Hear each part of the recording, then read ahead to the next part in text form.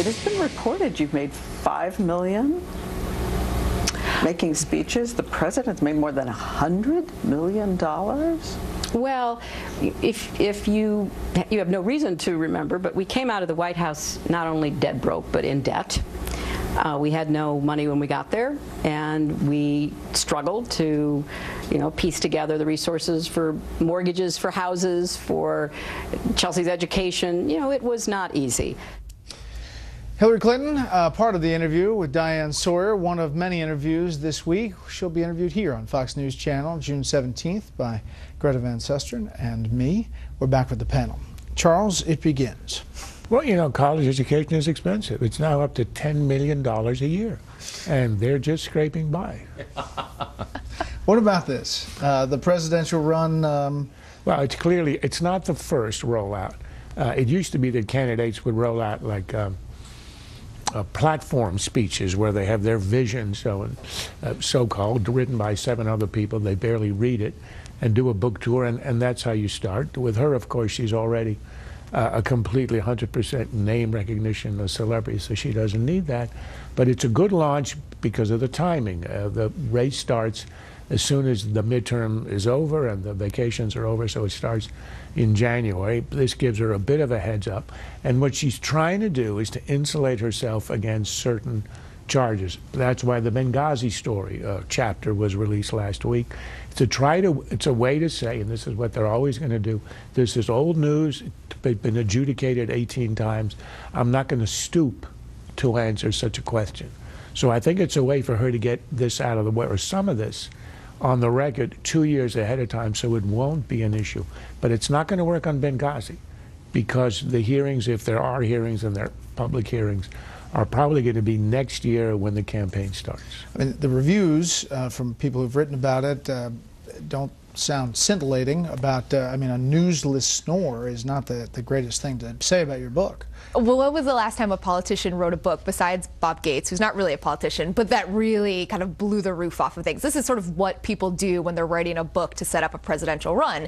In her case, it is to show areas where she had a little bit of separation from the president. I think she's done that very deftly. I mean, as a political rollout, they have handled this masterfully. They have had the offensive throughout this whole process. I think Charles is right. I don't think this necessarily takes issues off the table if she actually does run, but they have really set this, on their own terms. But that is a tough line to walk between the separation from President Obama, but the getting close to President Obama. It's a very tough line. I mean, I think what we see from this, what they're going to try to do is say that as a general rule, Hillary was supportive of the president. She has a good relationship with the president, but here are some examples where I can show you where I differed from him, and on these examples I would have been tougher. I would have taken the more aggressive posture. So I think that will probably be the model, not only on foreign policy but likely on economic issues as well. Tucker, in the clips that ABC has released, Diane Sawyer did press about security in Benghazi, and here is part of that. Is there anything you personally should have been doing to make it safer in Benghazi? Well, what I did was give very direct instructions that the people who have the expertise and experience in security apply. Well, that is personal, though, Diane.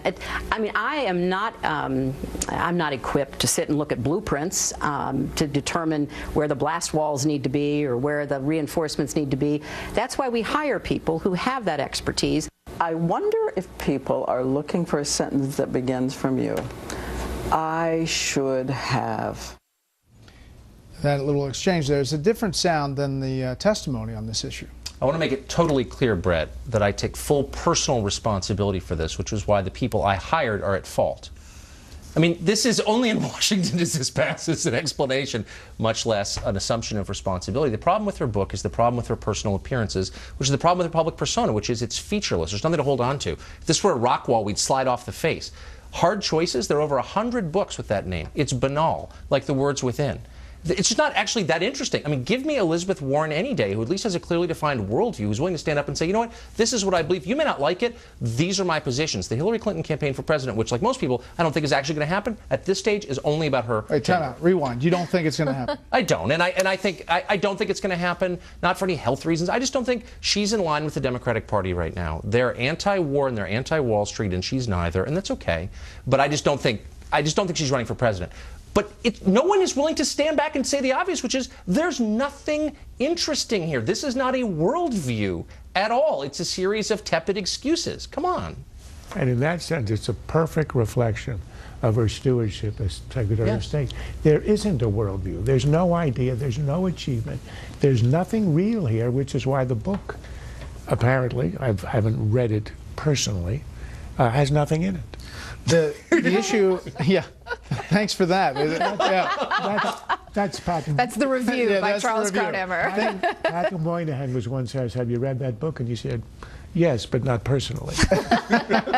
Things that matter. All right, we'll leave it there. That's it for the panel. But